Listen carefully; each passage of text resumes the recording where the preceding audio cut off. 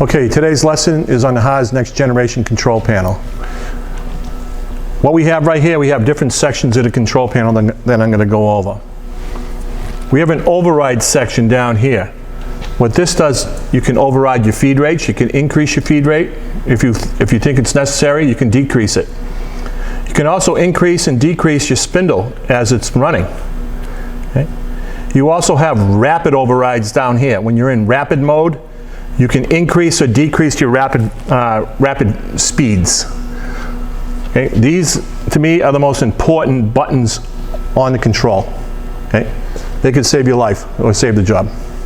On this next generation control panel, you have your power on, power off button. Okay? You have an emergency stop. You only use this emergency stop is when you think your part is crashing or is in the process of crashing and you cannot hit the feed hold button quick enough.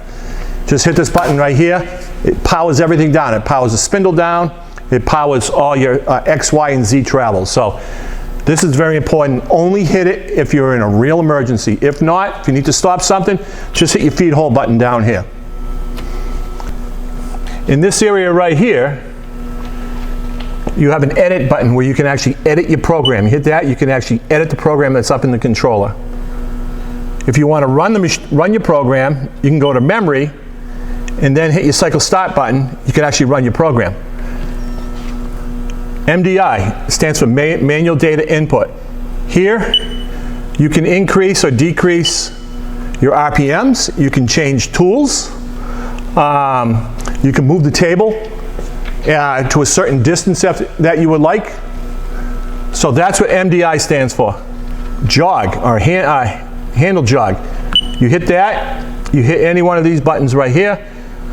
0.1 stands for 100,000. So if you hit that, for each graduation right here, your table will move 100 thousandths, whether it's set up on the X, Y, or Z axis.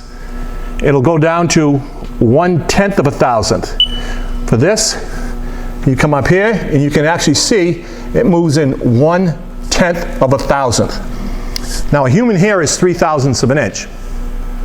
Okay, break that down 30 some odd times. That's how much that is moving. List program.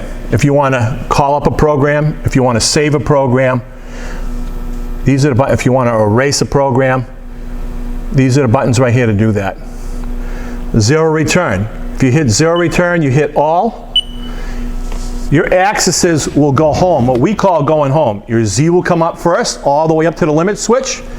Your Y axis will come all the way forward till it hits a limit switch, and the same thing with the Z axis. It'll move all the way over until it hits that limit switch. So that's what you call zeroing all, or zero return home. In this area right here, you got your alpha and numeric numbers. You can write a program right here. Instead of downloading it from a flash drive or a floppy disk or a cable, you can actually type it in here using these numbers right here.